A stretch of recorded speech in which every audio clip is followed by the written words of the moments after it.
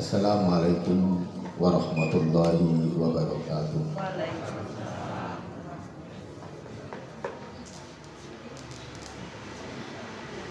Alhamdulillah, alhamdulillahilladzi ahyana ba'da ma amatana wa ilaihin nusur. Asyhadu an la ilaha illallah wahdahu la syarikalah wa asyhadu anna Muhammadan abduhu wa rasuluh la nabiyya wa la rasula ba'da. Qala Allah ta'ala fi kitabihil karim ba'da an a'udzu billahi minasy syaithanir rajim min nafthihi wa nafthihi wa hamzihi.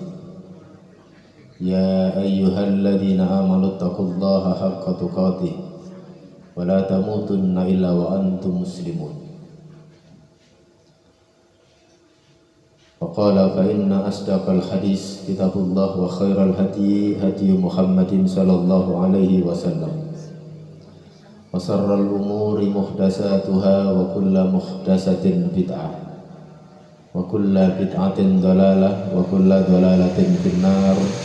Sadaqallahu wa sadaqa rasulul karim. Rabbi israh li sadri wa yassir li amri wa hlul 'uqdatam min lisani yafqahu qawli.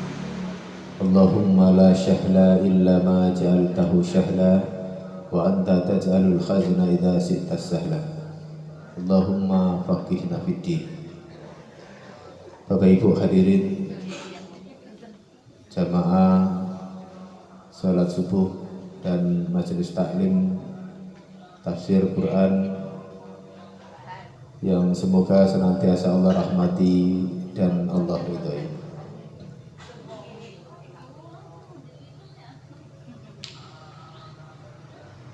Tentunya kita patut bersyukur kepada Allah Azza wa Jalla. Kita patut bersyukur kepada Allah Subhanahu wa Ta'ala yang sampai pada pagi hari ini masih memberikan kepada kita kenikmatan sehat, kenikmatan sempat. Yang sehat kita, sempat kita nanti akan dimintai pertanggungjawaban oleh Allah Subhanahu wa Ta'ala. Dan tentunya ini bagian dari pertolongan Allah Subhanahu wa Ta'ala kepada kita, karena tidak semua orang yang sehat, tidak semua orang yang sempat kemudian bisa menggunakan nikmat itu. Tidak semua yang sehat itu bisa datang ke masjid. Tidak semua yang sehat dan sempat itu bisa mendatangi majelis ilmu, kecuali orang-orang yang memang diberikan pertolongan oleh Allah, dibimbing oleh Allah Subhanahu wa Ta'ala. Dan mudah-mudahan bimbingan Allah ini akan menjadikan kita senantiasa bersyukur, sehingga ditambah lagi nikmat-nikmat itu sampai nikmat itu kita dapatkan di penghujung hidup kita, saat nanti kita sama-sama menghadap Allah Azza wa Jalla. Saat nanti kita menghadap Allah dengan membawa sebuah kepastian, menghadap Allah biqalbin salim, membawa hati yang selamat, karena Allah Subhanahu wa Ta'ala berfirman di Quran surah Al-Hasr di ayat yang ke-88 dan 89, yauma la yanfa'u malun wala banun. Di hari kiamat nanti Bapak Ibu, gak ada faedahnya, gak ada gunanya apa itu malun, harta-harta yang pernah kita buat rebutan di dunia. Dan ini banyak orang yang cekcok rumah tangganya, banyak orang yang tidak rukun dengan keluarganya, banyak orang yang saling bunuh karena rebutan harta, rebutan kue. Nah, sampai Imam Abu Hanifah itu mengatakan begini, orang-orang ini aneh, rebutan kue, saya seneng yang ini, saya seneng yang ini. Jadi ibu-ibu, bapak-bapak disuguhi kue itu di piring, kemudian dikableng kuenya. Ini kesukaan saya, yang lain juga gitu, ini kesukaan saya. dibuat rebutan orang 10, kuenya cuma 5. Yang lainnya tidak disukai gitu. Sampai kemudian besok nggak ngaji, puri-purian. Anehnya kue yang dibuat rebutan itu nggak ada yang makan, terus ditinggalkan. Nah, inilah gambaran dunia. Banyak orang berebut dunia, banyak orang ngapling dunianya, tapi kemudian ditinggalkan, nggak ada yang bawa. Sandalnya aja nggak dibawa.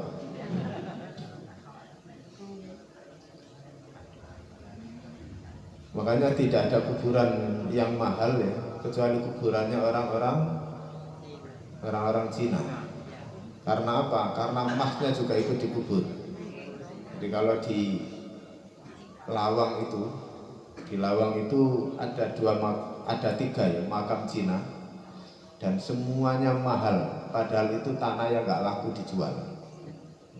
Tapi kalau sudah jadi kuburannya Cina, harganya miliaran. Tapi ya dibeli. Kalau sudah ada kuburannya berarti semakin mahal lagi. Dan mereka itu setiap kuburan itu ada di sana itu orang-orang yang merawat. Nanti ada yang gaji bulanan, ada yang gaji tahunan. Jadi mati saja masih bayar mereka. Nah, padahal yauma la yanfa'u malun.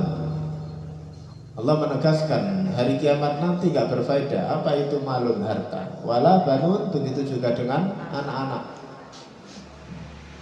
Dengan sekarang dengan anak-anak gimana Bu? Saking sayangnya, saking cintanya, semua kaplingan dibeli, dibangun. Samping kanan rumah ibu itu rumah anak pertama, jatahnya anak pertama. Samping kirinya anak kedua, samping kanan lagi anak ketiga, terus begitu ya. Pokoknya ditaruh yang di samping semuanya. Harapannya ketika nanti saat usianya sudah tua, anak-anak akan menungguin ibu dan bapak merawat semuanya. Nah, itu maunya kita, maunya ibu-ibu dan bapak-bapak. Itu tandanya apa? Ujian khauf.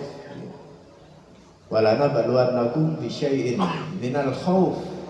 Jadi ujian yang pertama Allah titipkan kepada kita itu adalah ujian kekhawatiran. Dan khawatir dulu nanti gimana ya sekolahnya ya. Nanti kalau saya nggak diterima kuliah bagaimana ya. Sudah diterima kuliah, sudah lulus, sudah nikah, sudah punya anak masih khawatir juga. Karena ini ujian yang Allah titipkan pertama kali di dunia. Nanti yang merawat saya siapa ya? Yang nungguin saya siapa? Ini kekhawatiran. Jadi Bapak Ibu, biar nggak cemas hidup kita, maka nggak usah nggak usah memikirkan, nggak usah takut ya, bukan nggak usah memikirkan, nggak usah takut dengan masa depan. Nggak usah takut dengan masa depan, karena masa depan itu sudah ditentukan oleh Allah. Jangan memikirkan karena rasa takut kan. Akhirnya dibelikan kaplingan. Harapannya apa? Harapannya anak-anak semuanya dekat. Ternyata anak pertama di Jakarta, anak kedua di Medan, anak keempat paling dekat di Surabaya tapi nggak pernah pulang. Nanti saat bapak dan ibu meninggal, yang nungguin bukan mereka, belum tentu yang nungguin anak-anak kita, tapi bapak dan ibu justru ketika sudah meninggal, saat mau dimakamkan saja nunggu mereka. Inilah kehidupan kita. Maka yang kita siapkan apa? Kata Allah, yang selamat, apa yang bisa menyelamatkan kita saat nanti dipanggil oleh Allah Azza wa Jalla, yaitu yauma la yanfa'u malun wala banun illa man atallah. Siapa yang nanti datang menghadap Allah ketika meninggal itu biqalbin salim, dengan hati yang selamat, hati yang ada iman, hati yang ada ketakwaan di sisi Allah Azza wa Jalla. Itulah orang yang selamat. Maka Bapak Ibu, hari ini kita bersyukur Karena kita ini diberikan iman oleh Allah. Kalau nggak ada iman kita nggak bisa duduk di sini. Kalau nggak ada iman kita sudah pulang sekarang. Kalau nggak ada iman mungkin sekarang masih tidur.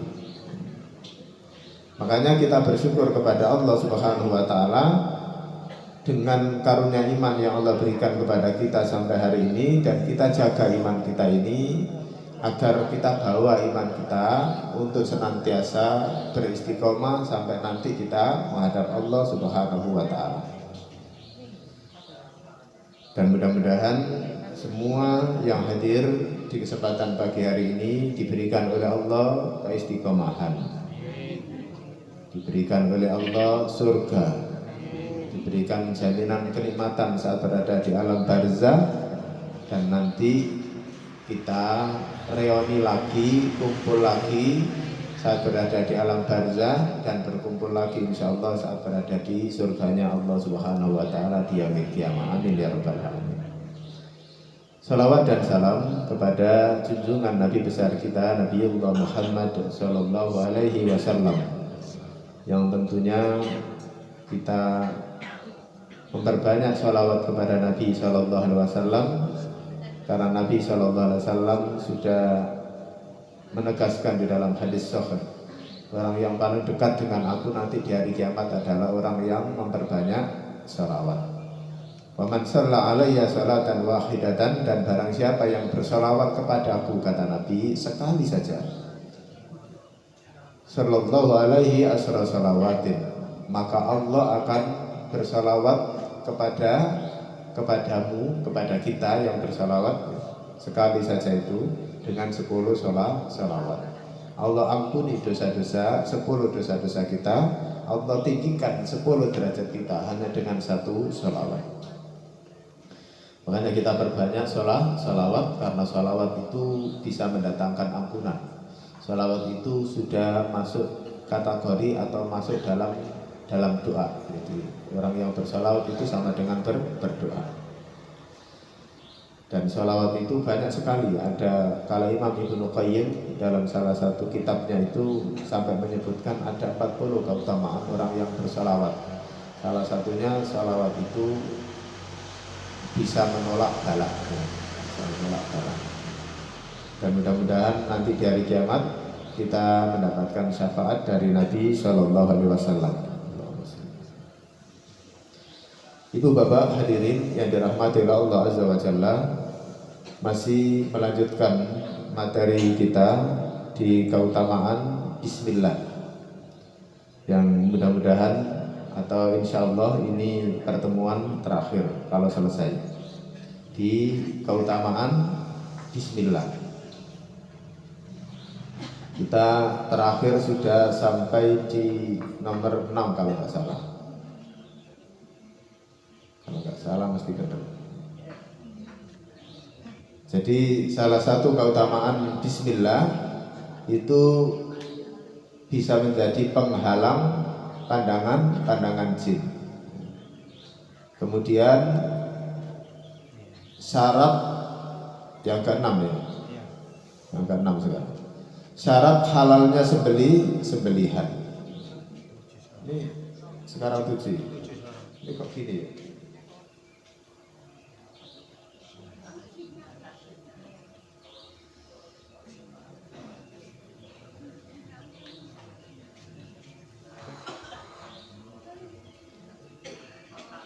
Yang ketujuh, keutamaan Bismillah itu adalah, nah ini penting Bapak Ibu ya. Bismillah itu menjadi penghalang syaitan untuk membuka tempat barang berharga. Nah, ada mungkin yang pernah mendengar atau pernah mengalami satu kasus, uangnya hilang. Jadi Bapak Ibu, apakah perbedaan syaitan atau maling yang bernama manusia dengan maling yang bernama jin? Nanti kita akan menjumpai ada perbedaan. Kalau di kalangan jin, malingnya itu sopan. Syaitan itu kalau maling barang kita itu lebih sopan.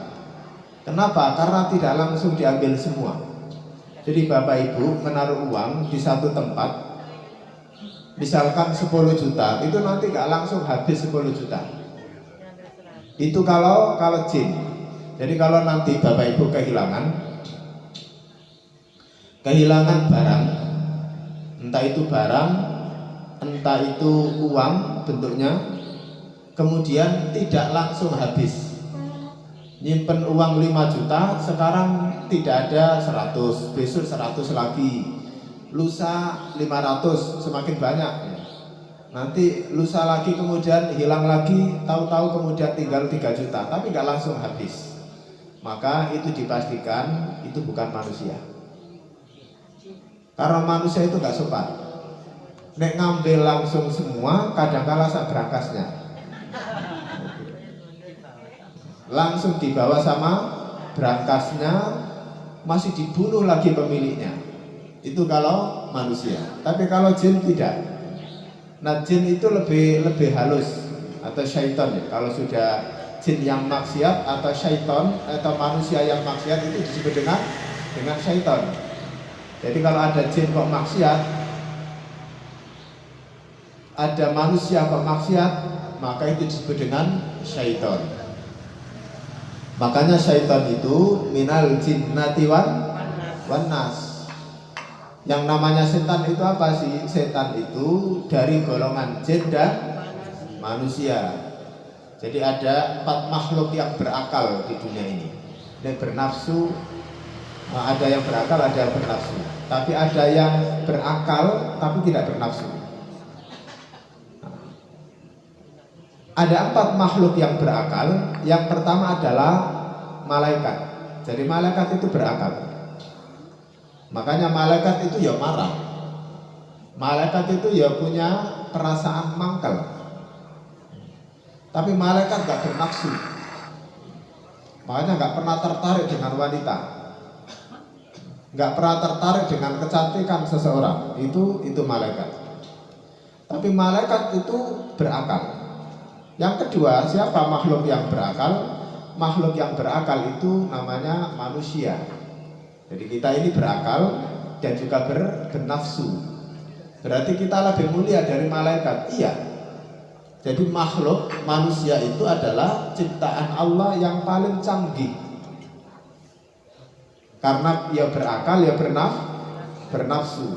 Bisa ngerasakan makan enak, makan gurih, minum manis, minum asin. Itu manusia. Malaikat enggak, karena tidak bernafsu.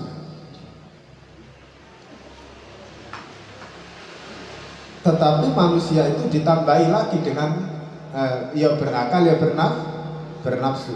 Makanya wa idza qulna lil malaikati isjudu li adam fasajadu illa iblis. Jadi Allah itu pernah memerintahkan kepada para malaikatnya, kepada para iblis untuk bersujud kepada Adam. Ketika Allah menciptakan Adam, kemudian 2 makhluk ini suruh bersujud kepada manusia, yaitu kepada Adam. Semua malaikat sujud, illa iblis. Berarti iblis itu lebih dulu diciptakan dari manusia. Iya, iblis itu lebih dahulu diciptakan dari manusia, dan iblis itu pernah taat kepada Allah.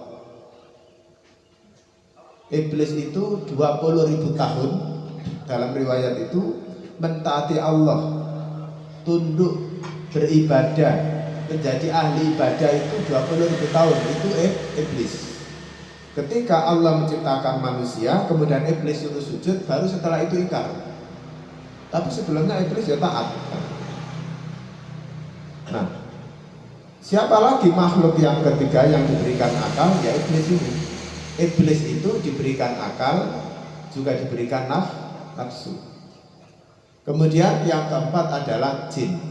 Lah setan itu apa? Setan itu adalah sifat buruk, sifat pendosa yang dimiliki oleh iblis dan oleh jin, bukan iblis ya, oleh jin dan manusia. Itulah kemudian disebut dengan syaitan. Siapa yang menciptakan ini? Yang menciptakan sifat ini iblis tadi itu. Dan yang paling lemah, gampang dijebak, gampang digoda itu adalah jin.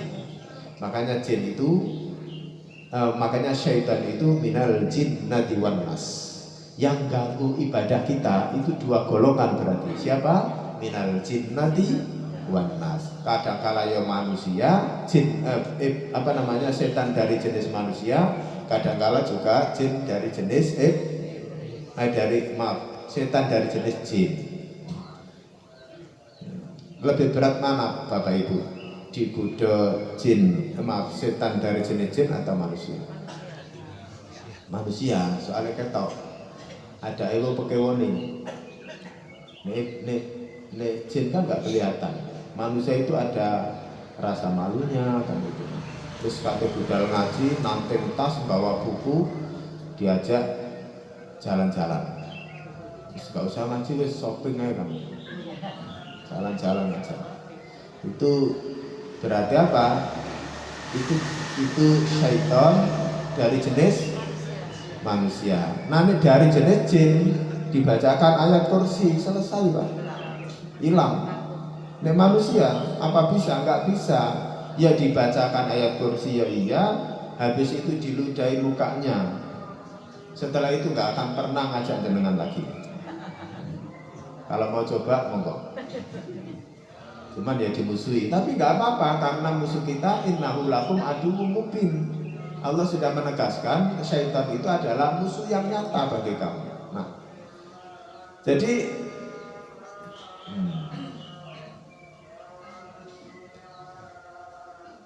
ada satu penghalang syaitan untuk membuka tempat barang berharga kita. Itulah bacaan Bismillah. Berdasarkan satu hadis Nabi Shallallahu Alaihi Wasallam yang diriwayatkan oleh Imam Muslim, Rasulullah Shallallahu Alaihi Wasallam bersabda, "Waktu al-ina," kata Nabi, tutuplah bejana itu. Jadi kalau misalkan ini tempat air, entah itu gelas atau bejana. Waktu al-ina'a, maka tutuplah. Jadi makanan Bapak Ibu ya di rumah itu jangan biasakan dibuka. Jangan biasakan dibuka, apalagi akan kita makan lagi. Disuruh menutup kata Nabi.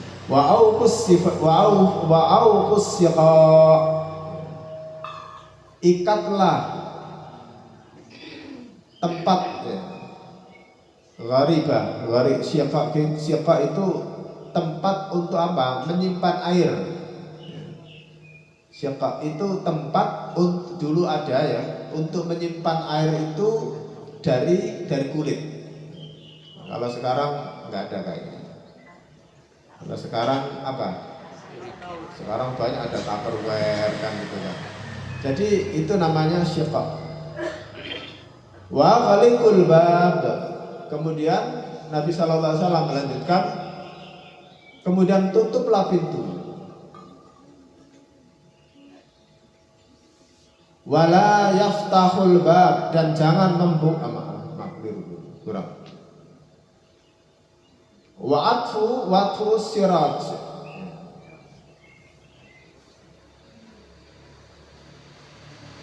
fa inna syaitana la yakhullu syiqa, karena syaitan itu tidak akan bisa memasuki tempat yang ditutup tadi itu. Wala yaftahul baban, dan jangan membuka pintu. Wala yaksifu inaan, kemudian dan tidak juga untuk apa? Membuka bejana yang ditutup atau tempat barang yang ditutup, entah itu isinya air atau makanan. Fa illam yajid ahadakum illa ayya'ruda ala ina'ihi udan wa yad'ur ismallah. Nah ini. Kemudian Nabi SAW mengatakan, bila engkau tidak mendapatkan tutup kecuali hanya dengan melintangkan di atas bejananya sebagai ranting, misalkan kalau kita mungkin nggak ada tutup kayak gini, adanya mungkin tisu, ya ditutup dengan tisu. Adanya ranting ditutup dengan ranting. Udan. Wa yadhkuru rasmallah, tapi jangan lupa sambil nutup itu baca nama Allah, bismillah. Tutup. Ibu nutup nasi. Habis masak kemudian tutup, jangan lupa menggunakan bismillah.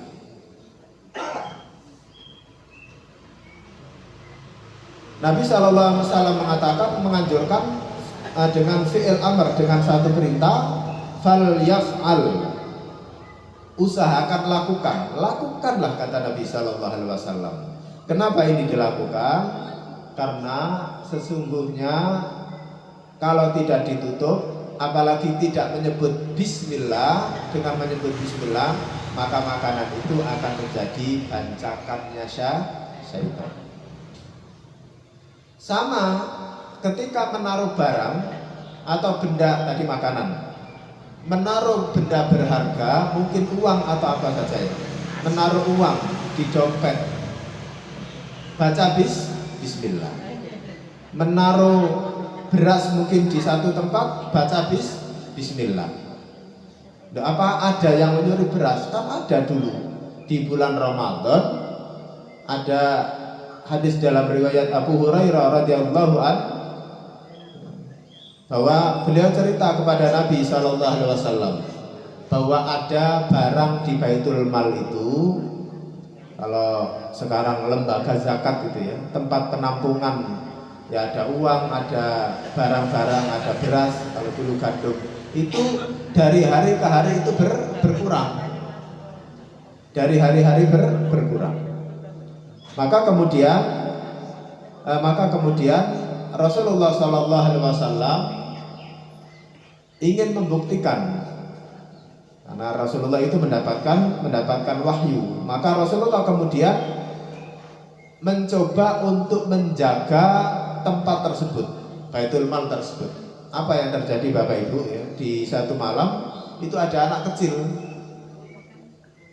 kemudian ditangkap. Kalau sekarang tuyul, itu ternyata sudah ada sejak zaman Nabi SAW. Kemudian ditangkap, kemudian nangis, ampun, kemudian dilepas oleh Nabi. Ternyata besok lagi datang lagi, kemudian ditangkap lagi oleh Nabi, kemudian nangis lagi, kemudian dilepaskan oleh Nabi SAW. Sampai yang ketiga ditangkap lagi oleh Nabi SAW. Kemudian si tuyul ini kemudian mengatakan begini, ya Rasulullah, maukah aku ajarkan salah satu ayat yang engkau baca ayat ini maka aku gak akan bisa kembali, yaitu ayat kursi. Nah, ada beberapa riwayat ya tentang. Nah, kalau kejadian itu agar tidak terjadi, tidak harus membaca ayat kursi, maka setiap kali menutup barang berharga kita, baik itu bentuknya makanan ataupun uang ataupun mungkin emas ya, karena sekarang banyak orang yang nyimpen emas, maka jangan lupa libatkan Allah, karena yang bisa menjaga itu adalah Allah. Bagaimana cara menjaga? Bagaimana cara melibatkan Allah? Wa yadhkuru rasmallahi, kata Nabi SAW, sebutlah kalimat bismillah. Gampang kan ya? Tapi karena belum menjadi kebiasaan, karena belum kejadian, belum pernah kehilangan, soalnya nyimpennya di bank, akhirnya jarang ini dilakukan. Kemudian apalagi keutamaan yang ke-8? Keutamaan yang ke-8 dari kalimat bismillah itu adalah menghalangi syaitan untuk menginap di dalam rumah. Jadi menghalangi syaitan agar syaitan itu tidak menginap di dalam rumah. Dari Jabir bin Abdullah radhiyallahu anhuma, Nabi sallallahu alaihi wasallam bersabda, "Idza dakhala ar-rajulu baitahu," apabila masuk seseorang ke dalam rumahnya, fadzakarallahu, maka berzikirlah kepada Allah, sebutlah nama Allah, hendaknya mengingat nama Allah ketika masuk di dalam rumah itu. Inda dukhulihi, ketika memasuki rumah tersebut, wa inda ta'amihi, dan ketika makan. Jadi makan atau minum ya sama ya. Jadi kalau mau minum harus baca apa? Bismillah baru minum.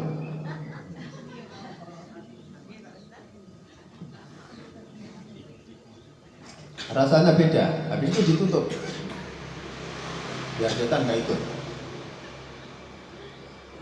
Ini memang untuk praktek balik. Qala syaitan, karena setan itu akan berkata begini, la mabita lakum.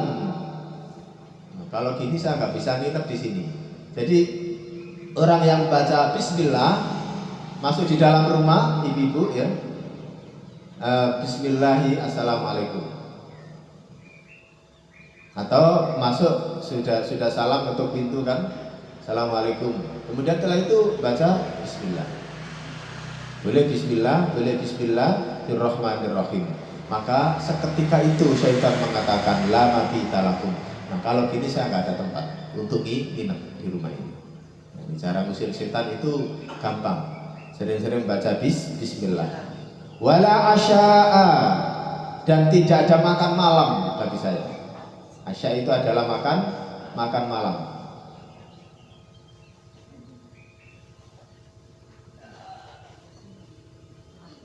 Wa idza, dan apabila dakhala, masuk orang tersebut ke dalam rumah tadi itu, falam ya dzikrismallah, dan tidak menyebut nama Allah, inda dukhulihi, ketika masuk ke dalam rumah, maka qala syaitan, maka setan berkata, adaraktumul mabita. Maka setan itu akan mengatakan, saya, kata setan, atau kalian ngomong sama teman-temannya, ngajak teman-temannya, kalian, karena jamak ini, adraktumul mabita, kalian ada, adraktumul mabita, kalian ada tempat di rumah ini. Akhirnya dibuat tempat atau menginap syaitan. Wa idza lam yadhkur ismallah inda ta'amihi, dan apabila seseorang itu makan dengan tidak menyebut nama Allah, maka syaitan itu berkata, adraktumul mabita wal asya. Maka syaitan itu berkata dua kali. Jadi kalau ada makanan yang dimakan atau minuman yang diminum yang tidak menyebut kalimat bismillah, maka setan mengatakan ada tempat untuk berteduh atau menginap di rumah ini, wal asya'a, dan ada makanan. Jadi makanan itu menjadi makanan syaitan. Makanya ada beberapa riwayat ya tentang ada orang makan tapi nggak kenyang-kenyang. Banyak, bukan riwayat saja, tapi banyak orang yang makan, makanannya banyak, makannya banyak tapi nggak kenyang-kenyang. Kenapa? Karena Allah tidak dilibatkan, sehingga yang makan makanan kita kelihatannya di depan kita, kelihatannya masuk mulut kita, tapi hakikatnya yang makan makanan kita adalah syaitan atau jin. Jadi itu. Jadi yang makan makanan kita adalah syaitan. Makanya salah satu sunnah makan itu adalah agar syaitan itu tidak membersai makanan kita, itu adalah makan bersama. Jadi pernah seorang sahabat itu mengadu kepada Nabi Shallallahu Alaihi Wasallam, ya Rasulullah, saya sudah makan, makanan saya itu banyak, tapi kenapa saya kok nggak kenyang-kenyang? Mungkin kalau kamu makan nggak pernah makan bersama keluarga. Jadi bersama keluarga itu kalau bisa makan bareng Bapak Ibu, sarapan bareng, sekalipun bapaknya yang sarapan, ibunya nunggu. Anaknya yang makan, bapak ibunya ikut nunggu. Nunggu sambil nyicipi. Anaknya makan 1 piring, bapaknya 2 piring. Nyicipi kok malah banyak. Nah, itu pentingnya atau fadilah dari kalimat bismillah. Jadi salah satu keutamaan dari ucapan bismillah itu akan menjadi penolong di saat kita makan, menjadi penolong ketika kita menyimpan barang, menjadi penolong untuk agar jin itu tidak nyaman dan tidak ada tempat di rumah kita. Loh, enggak apa-apa wes Ustaz, buat teman saya sendirian kok di rumah.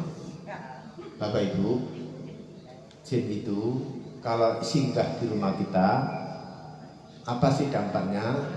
Nanti kalau kita kaji lebih dalam lagi, maka jin itu akan ikut campur tangan terhadap urusan kita.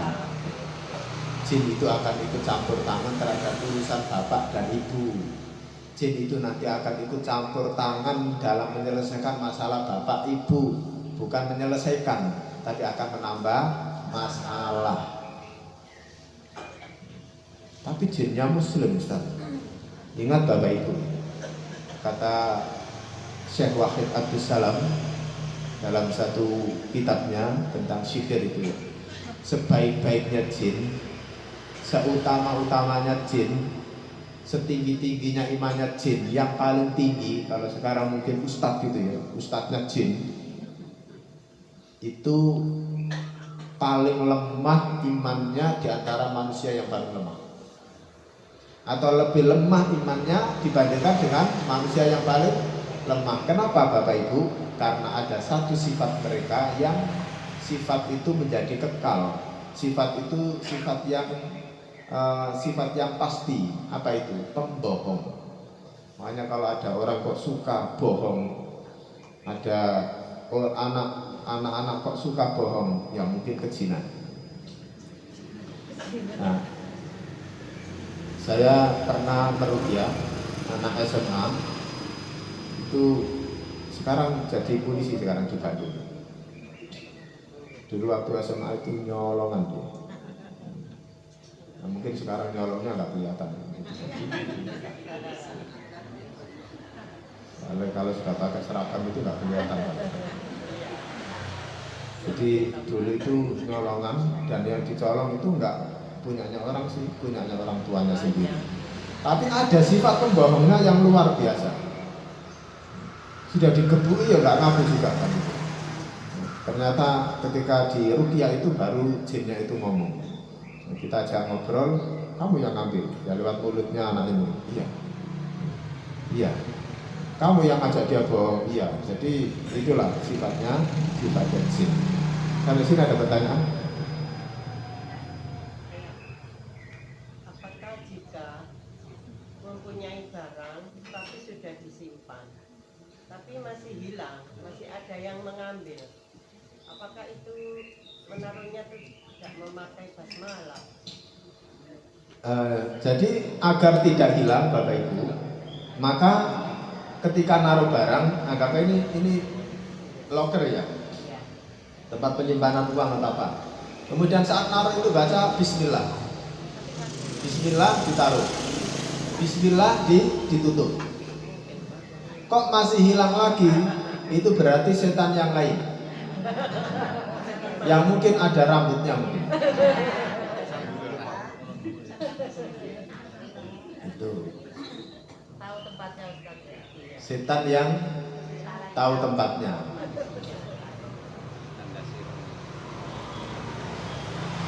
Yang lain?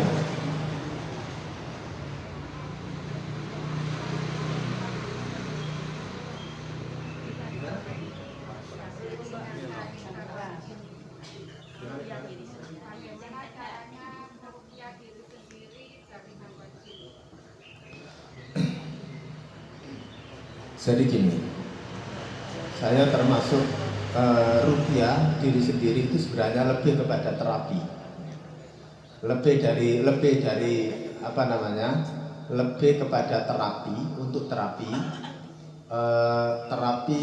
untuk agar tidak kemasukan lagi saja. Tapi tetap kita membutuhkan bantuan. Karena Nabi itu, yang meruqyah Nabi itu siapa? Enggak dumeh-dumeh kalau bahasa orang Pasuruan. Yang meruqyah Nabi itu Jibril. Enggak tanggung-tanggung. Loh, apakah Nabi itu pernah kerasukan jin? Iya. Apakah Nabi itu pernah disihir orang? Kena. Iya. Nabi itu kena. Saya pernah sampaikan, penyakitnya Nabi itu tidak ada penyakit Nabi itu selama 63 tahun. Penyakitnya Rasulullah itu dari dalam. Kayak jenengan ini nggak ada. Kolesterol itu kan dari dalam. Asam urat karena tadi malam habis makan daging. Kolesterolnya naik ternyata habis nyate kan itu kan. Itu penyakit dari dalam. Nah, Nabi itu pernah sakit 2 kali, 3 kali kemudian meninggal dalam riwayat itu. Itu semua penyakitnya dari luar. Yang pertama diracun oleh seorang wanita Yahudi.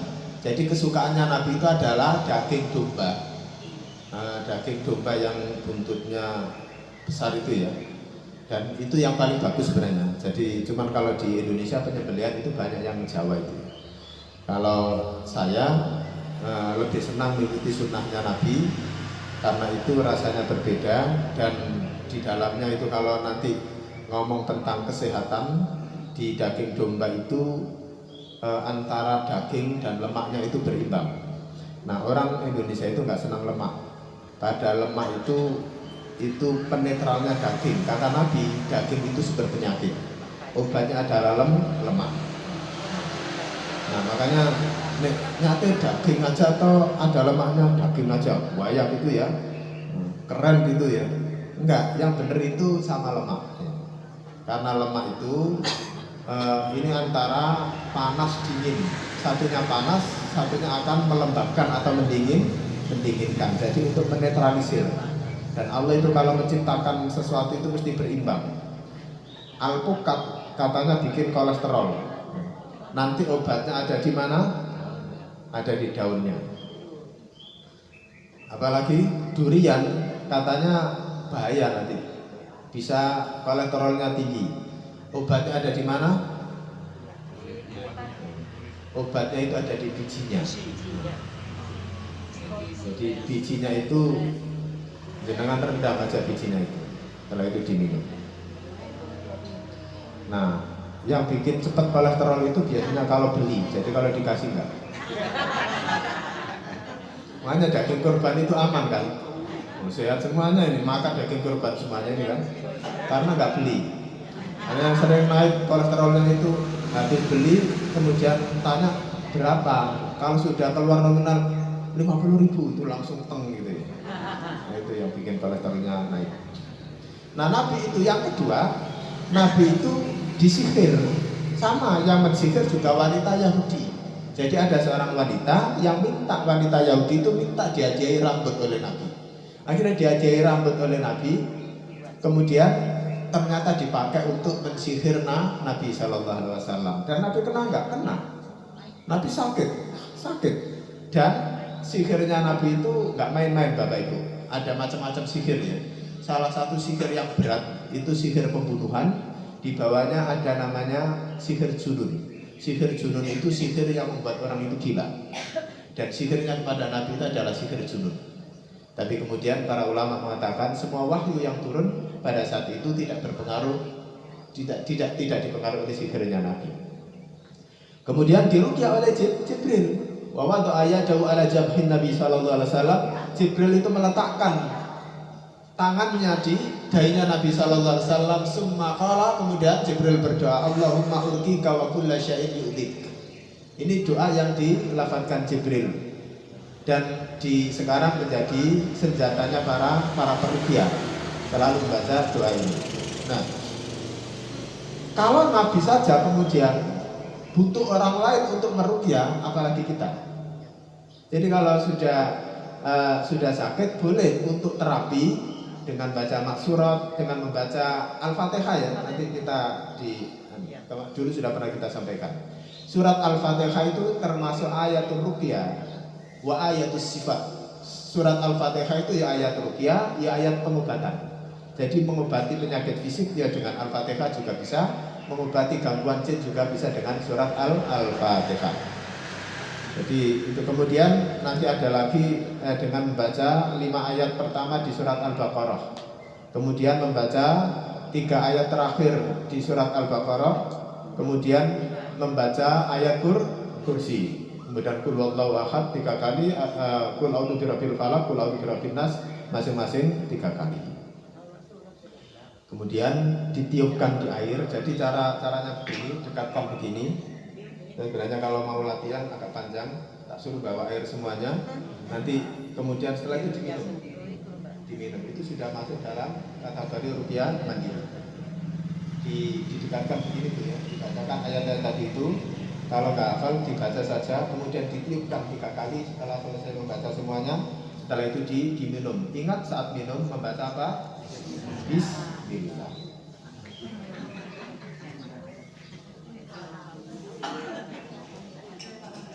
Karena sudah habis, maka saya tutup kajian kita dengan doa kafaratul majelis. Subhanakallahumma wa bihamdika asyhadu an la ilaha illa anta astaghfiruka wa atubu ilaik. Walhamdulillahirabbil alamin. Assalamualaikum warahmatullahi wabarakatuh.